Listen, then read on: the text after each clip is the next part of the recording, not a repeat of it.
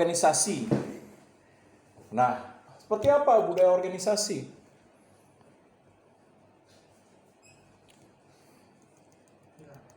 Hah? Oh, beda kalau perilaku, sikap, tindakan.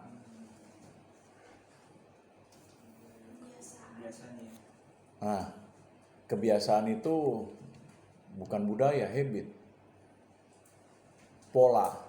Misalnya, orang yang terbiasa bangun jam 5 pagi, walaupun dia begadang, tidur jam 1, jam 2, pasti kebiasaannya dia tetap bisa bangun jam 5 pagi. Nah, itu kebiasaan. Nah, kalau budaya ini apa nih? Nah, budaya itu nilai yang diciptakan oleh organisasi. Nah, sehingga nilai yang diciptakan organisasi akan mempengaruhi terhadap pola sikap, perilaku, tindakan, dan lain sebagainya. Contoh, organisasi saya ambil militer, entah itu TNI, Angkatan Darat, Laut, Udara, budaya organisasinya apa sih yang diciptakan? Apa sih yang diciptakan kalau TNI? Misalnya saya ambil TNI.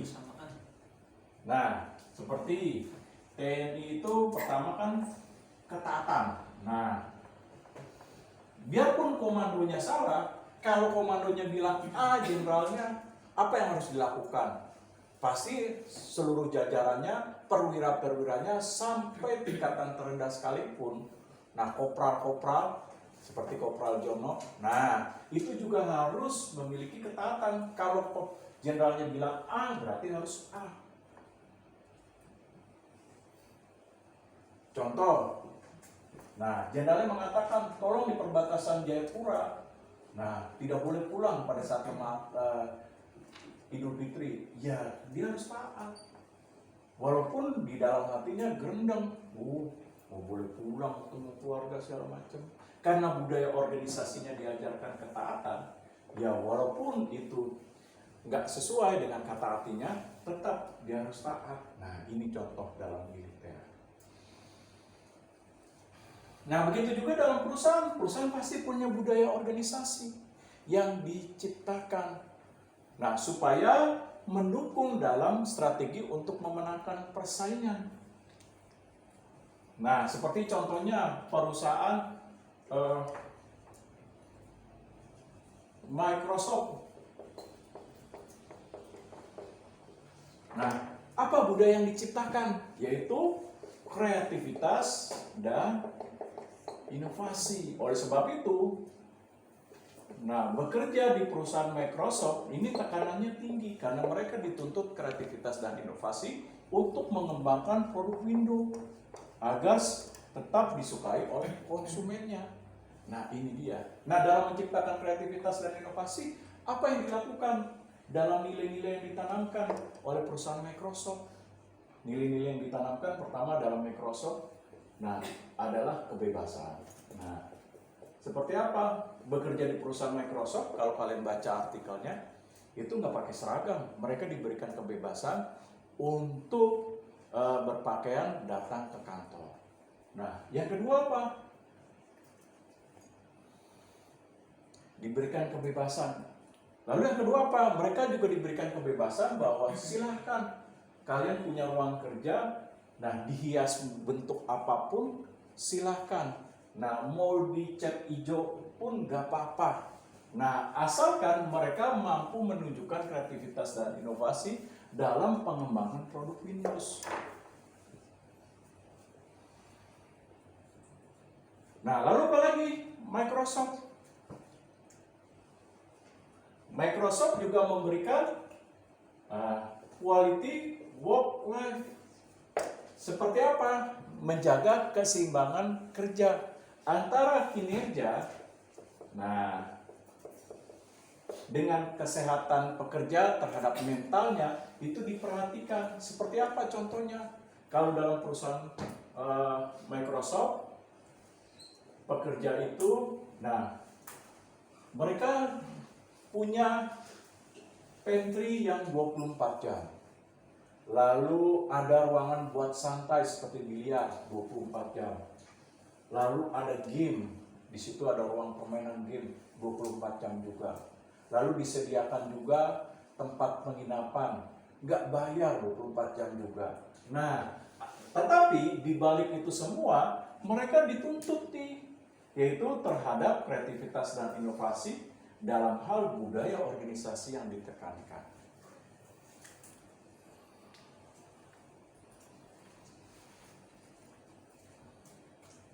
Nah, contoh yang lain apa? Seperti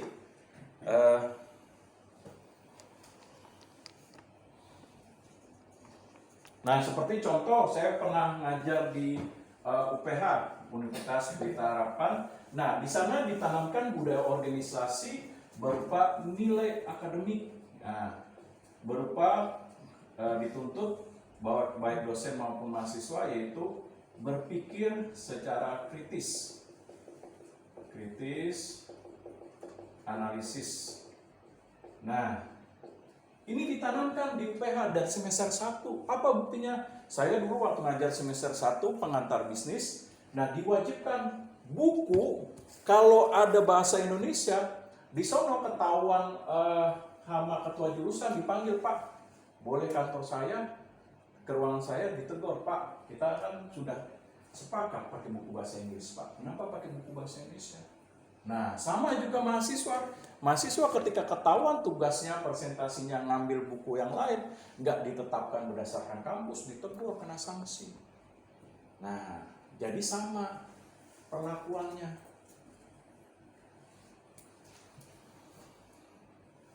Lalu apa lagi? Nah, seperti kalau di sana waktu UTS UAS nggak boleh pertanyaan soal standar apa yang dimaksud dengan budaya organisasi. Nah, di sana nggak boleh.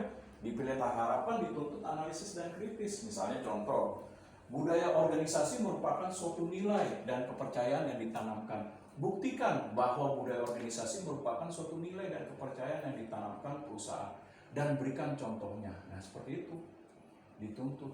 Nah, karena saya pernah kebiasaan ngajar di sana, akhirnya budaya organisasi di sana terkadang membawa juga ke sini. Nah, oleh sebab itu kan rata-rata tugas saya yang saya berikan ke kalian kan kebanyakan tugas analisis. Contoh, perusahaan coba cari penerapan good corporate governance, apa substansinya, apa mekanismenya. Nah, itu karena kebiasaan ngajar di sana akhirnya terbawa nih budaya organisasi, berpikir kritis dan analisis. Kalau di sana soalnya contoh cuma jelaskan apa yang dimaksud manajemen strategik, diomelin sama ketua jurusan. Nah, mending diomelin. Saya pernah dimaki-maki, Pak, kalau soal ini mah ini bukan kualitas mahasiswa, kualitas anak SMA, Pak. Ini gak layak, Pak. Dibalikin. Nah, saya suruh bikin lagi. Nah, ini dia budaya organisasi.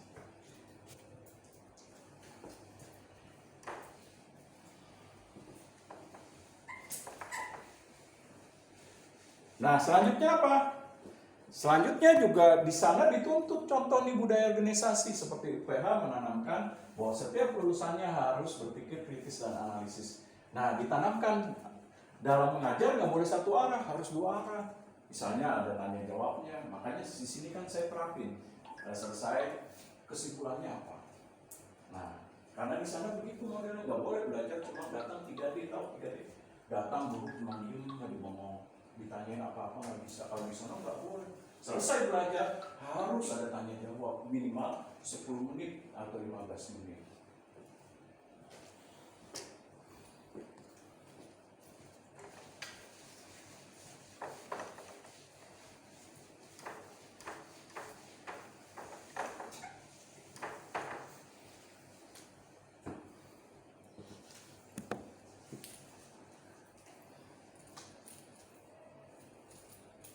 Nah, selanjutnya sumber daya perusahaan. Apa saja sih sumber daya perusahaan? Nah, coba yang paling belakang tuh, jilbab hitam, sumber daya perusahaan apa saja? Meliputi apa saja? Oke, sumber daya manusia. Kalau sumber daya manusia meliputi apa aja nih? Sehingga mempengaruhi terhadap strategi untuk memenangkan persaingan.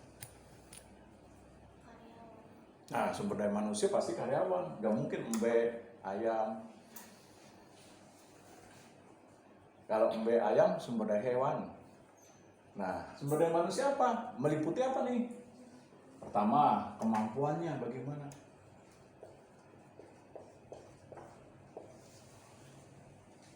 Yang kedua, dilihat apa selain kemampuan? Keterampilannya bagaimana? Apa keterampilan, apa keahliannya yang dimiliki? Lalu apa lagi? Sumber daya manusia. Nah, kreativitas dan inovasinya dalam mengembangkan hal-hal yang baru.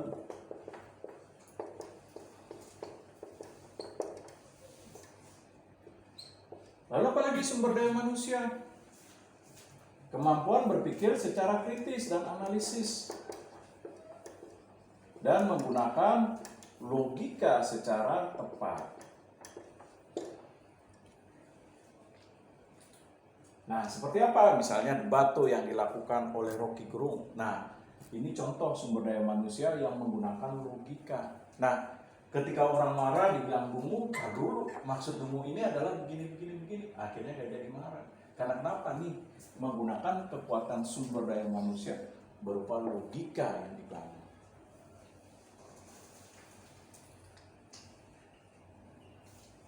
Nah, lalu sumber daya keuangan apa saja nih? Meliputi apa saja sumber daya keuangan? Nah, orang Jerman bilang hepeng. Orang Betawi bilang duit. Orang Amerika bilang money.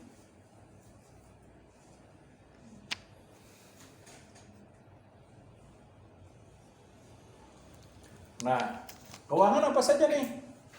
Ya, sebelahnya coba keuangan meliputi apa saja? Wah, masa uang nggak tahu tiap hari megang uang, kalau uang kurang, enggak, mak, tambahin dong jajan. Masa udah mahasiswa masih 10.000 aja, mak. Nah, mau cukup, mak.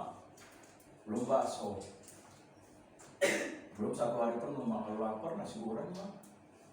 Nah, masa tiap hari minta misalnya uang jajan sama orang tua, tapi nggak tahu apa itu keuangan. Nah, sumber daya keuangan meliputi apa nih? Investasi.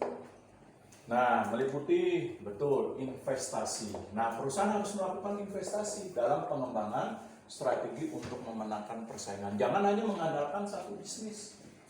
Nah, contoh seperti Gramedia. Kenapa Gramedia itu bisa menjadi perusahaan besar? Nah, karena dia mampu melakukan pengembangan nilai keuangan terhadap investasinya. Yaitu apa? Gramedia tidak hanya berbisnis pada satu bisnis saja seperti penerbitan buku. Enggak, Gramedia juga punya kampus namanya UMN, Universitas Multimedia Nasional. Lalu apalagi punya hotel sampingan. Gramedia juga punya Kompas. Terus apa? Gramedia punya siaran radio LSINKA. Nah, untuk itulah maka keuangan perlu untuk diinvestasi dalam pengembangan bisnis. Nah, sama seperti bioskop XX1 yang kalian tahu. Nah, investasinya bukan hanya bioskop, tapi dia punya restoran. XX1 juga punya properti di Amerika. Nah, inilah bahwa dalam strategi keuangan perlu dikembangkan dalam bentuk investasi.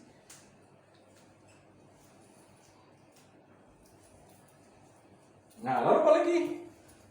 Utang piutang. Ya, Utang piutang. selain keuangan apa lagi investasi? Nah, sama dalam bentuk saham juga, baik saham dalam jangka panjang, jangka pendek, ataupun perusahaan memiliki surat-surat berharga.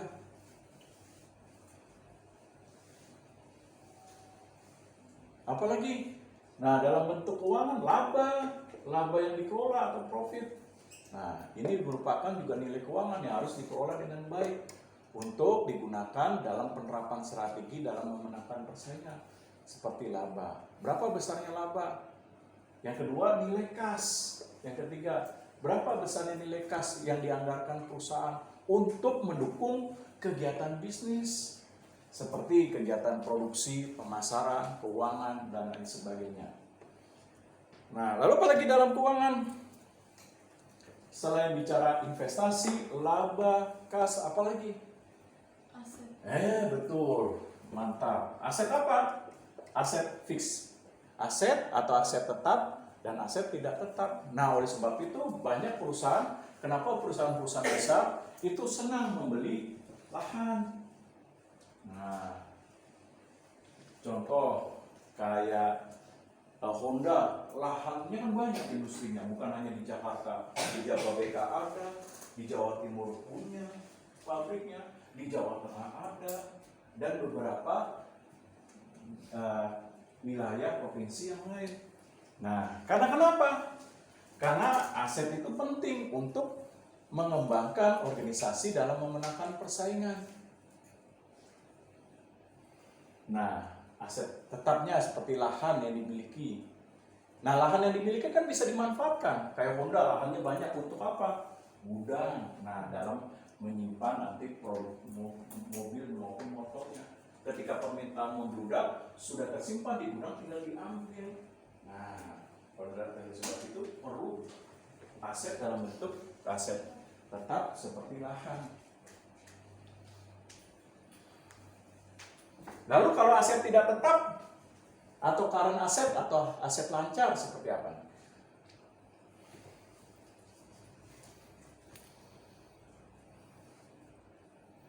Apa nih? Aset lancar. Nah, coba Musa membelah laut merah. Nah, apa nih?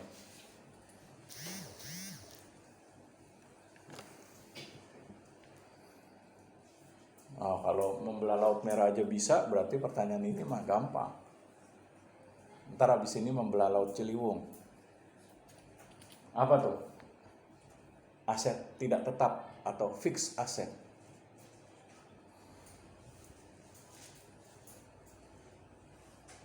Yang jangka waktunya punya depresiasi penyusutan. Seperti apa? Aset tidak tetap. Nih aset tidak tetap nih. Nah, ini aset tidak tetap. Lalu apalagi aset tidak tetap? Bahan baku aset tidak tetap.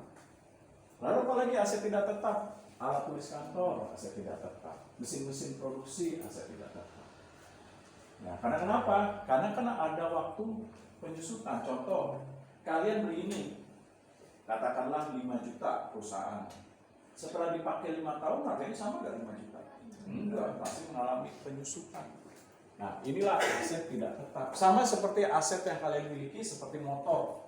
Pada saat motor kalian beli dengan harga 20 juta, kenapa pada saat setelah 5 tahun harganya jatuh jadi 7.500.000 misalnya pakai Covid.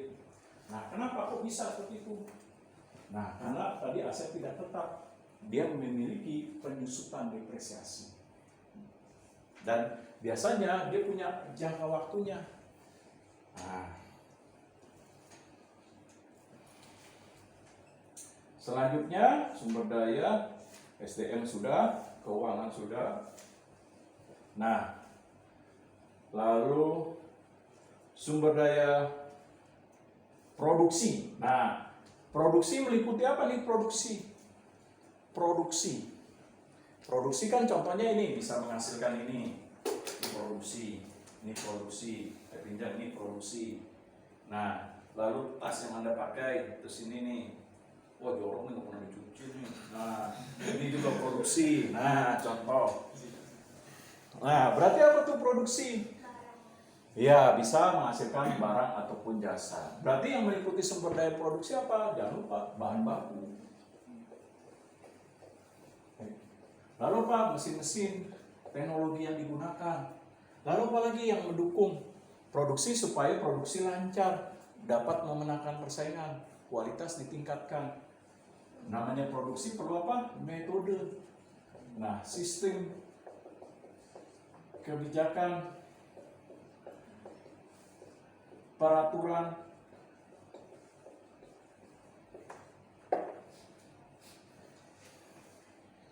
Nah, selain mesin atau teknologi. Nah, ini dia. Nah, contohnya seperti apa? Kita lihat tuh. Kenapa sekarang kalau kita tidak memiliki kemampuan, keterampilan, dan keahlian yang cukup memadai, kok bersaing dalam hal ketenaga kerjaan sangat susah. Kita lihat, tenaga parkir udah diganti, parkir sekarang udah TEPI. tenaga tol udah diganti dengan sistem sensor, tinggal tapping e-money buka sendiri.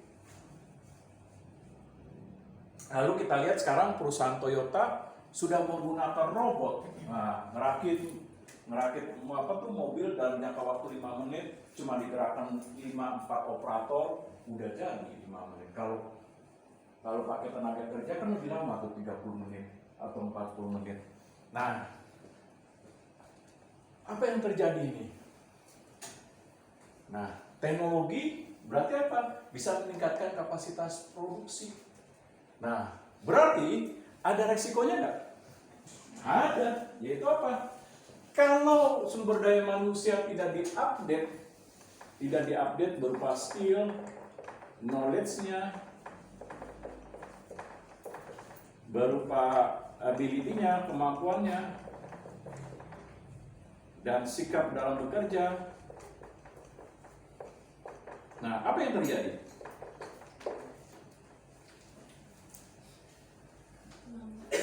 Iya, sumber daya manusia tidak mampu bersaing. Nah, ini yang terjadi.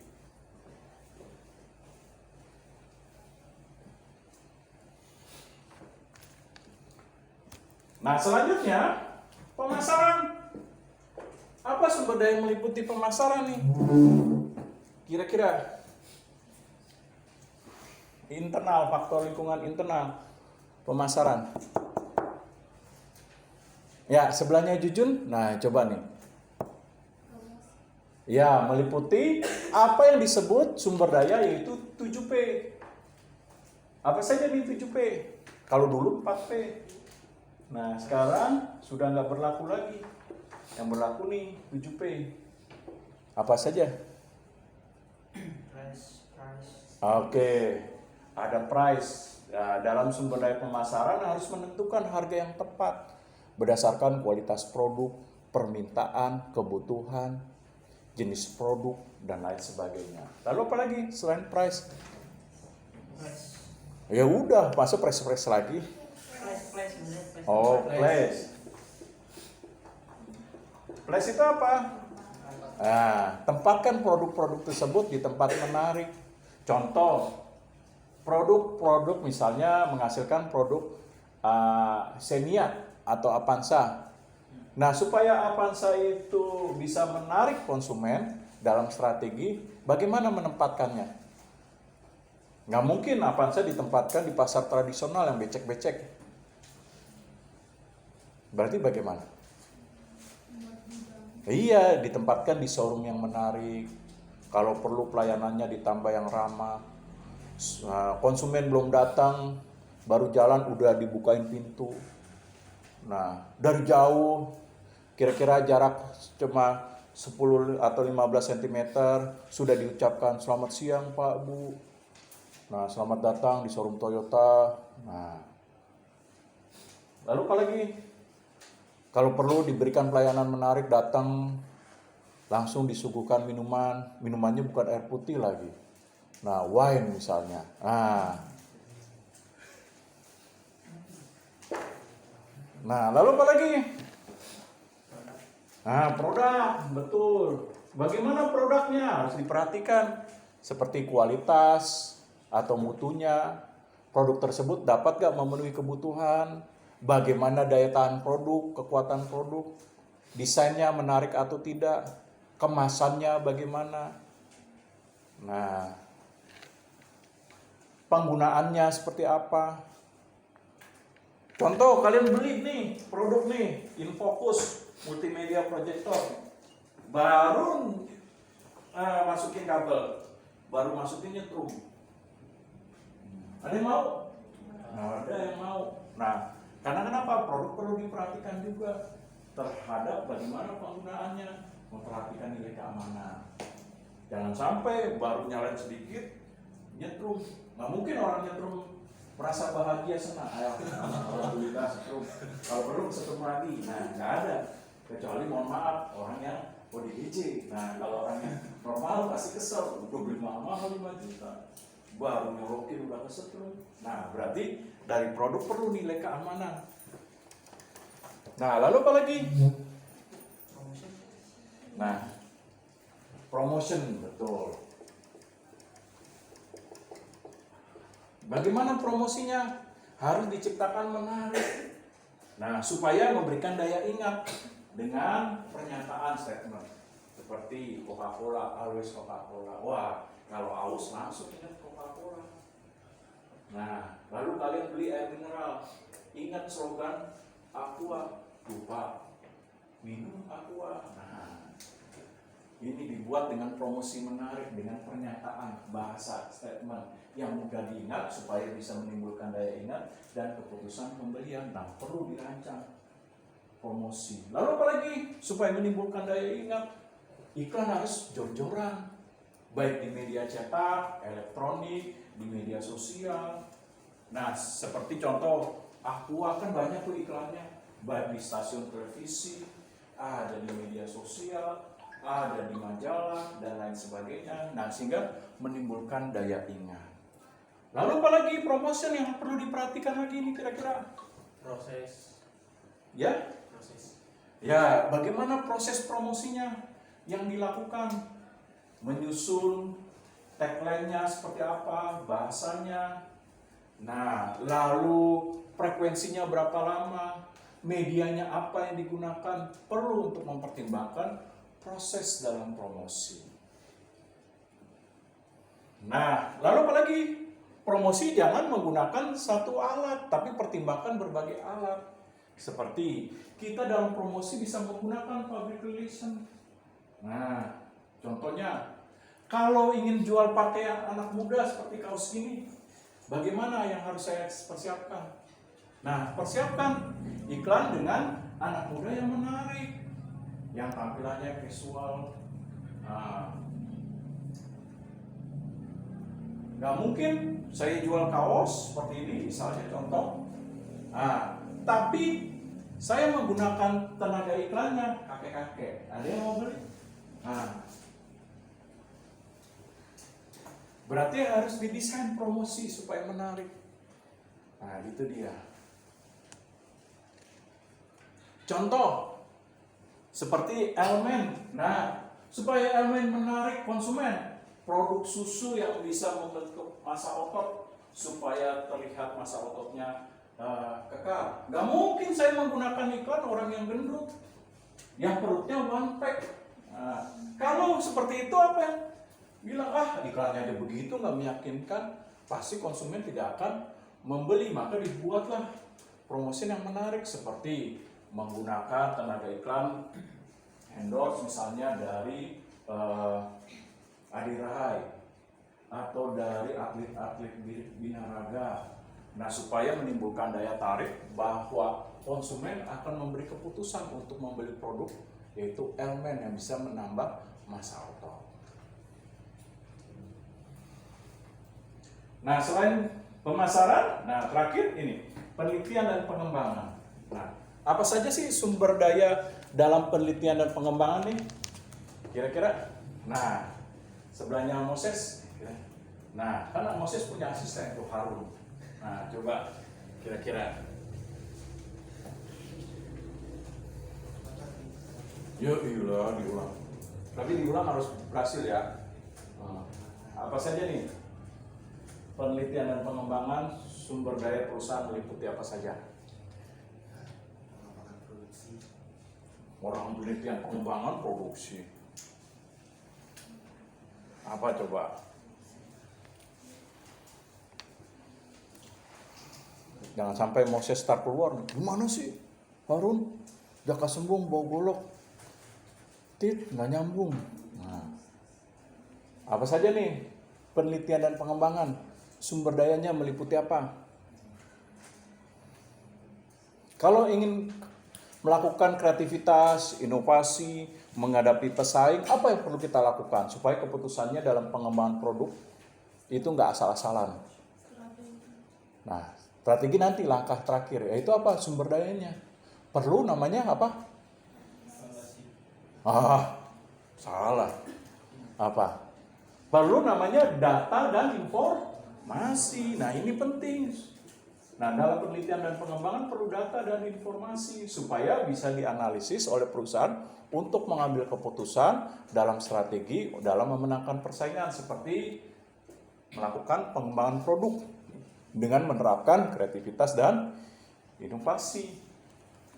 Nah, ini dia.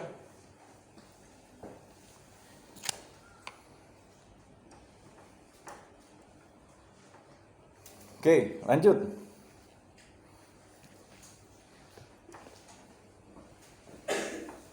Metode analisis PIMS atau Profit Impact of Market Strategy. Analisis PIMS adalah analisis yang mengidentifikasikan faktor-faktor utama yang mempengaruhi 80% profitabilitas. Pertama kali diperkenalkan pada tahun 1960 sebagai proyek internal perusahaan. Karakteristik yang mencakup dalam analisis ini adalah biaya langsung per unit yang tinggi, pangsa pasar yang tinggi, intensitas investasi yang rendah, kualitas pasar yang tinggi, pengguna kapasitas organisasi yang tinggi. Nah, artinya apa? Kalau ingin memenangkan persaingan dalam strategi seperti salah satu tujuannya adalah mendorong profit atau keuntungan laba pendapatan atau omset perusahaan, maka metode ini bisa diterapkan dengan prinsip 80%, 20%. Artinya apa? Perusahaan harus menganalisis kira-kira faktor-faktor krusial apa saja nih